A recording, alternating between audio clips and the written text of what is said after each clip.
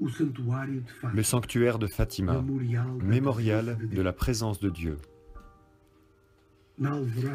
À l'aube du XXe siècle, une figure immaculée est apparue dans le ciel, déversant la lumière de Dieu dans le cœur de trois petits bergers. Lucie, Francisco et Jacinta ont vu, entourée d'une lumière plus brillante que le soleil, la Mère de Dieu.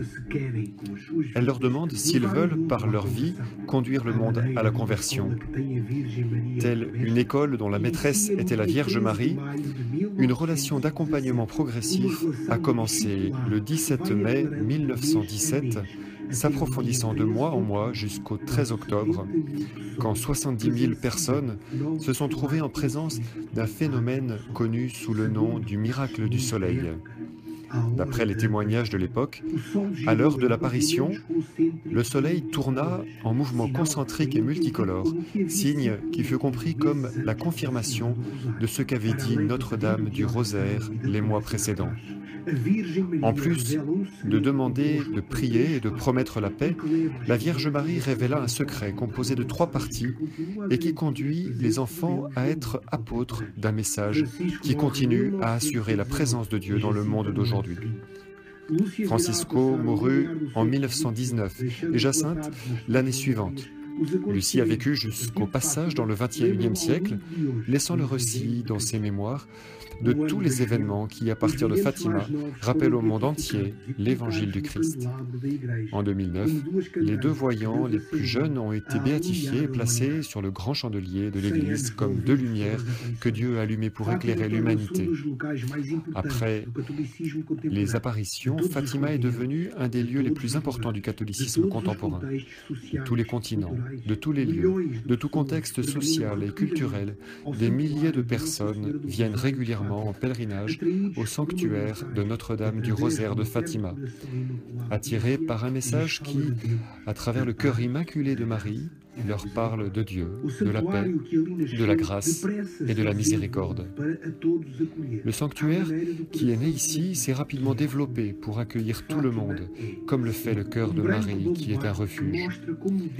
Fatima est ainsi un signal qui montre comment Dieu demeure dans l'histoire de l'humanité, dans l'histoire de chaque homme et de chaque femme qui veut s'approcher de Dieu, d'un cœur réconcilié avec Dieu et avec ses frères.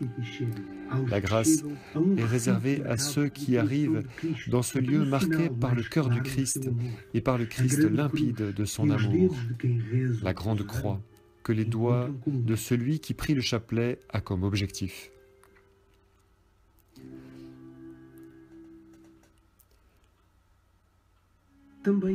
Les papes eux-mêmes ont fait de ce lieu un espace privilégié, se faisant pèlerins, buvant à ce message de paix que la Vierge a transmis d'abord à 3 enfants, puis aux foules innombrables, leur enseignant à prier, à croire et à aimer.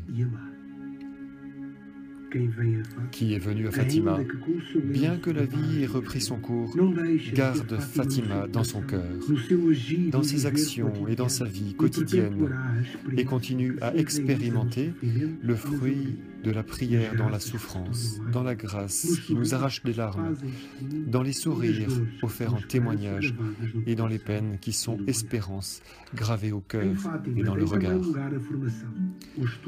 À Fatima, il y a aussi un lieu de formation, d'étude et de propagation du secret, un espace de culture et pour la beauté de l'expression artistique.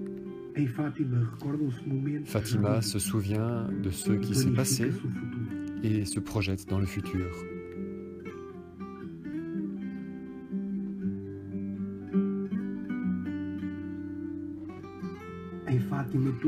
À Fatima, tout le monde prie pour tous, pour le monde entier.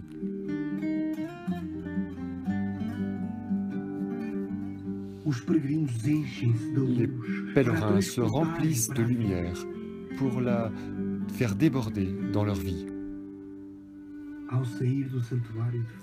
En quittant le sanctuaire de Fatima, le pèlerin, muni d'un foulard blanc, signe de la paix annoncée par la Dame, laisse un lieu mémoire de la présence d'un Dieu beau et miséricordieux. Et le pèlerin se tourne vers le ciel, où il reverra cette présence.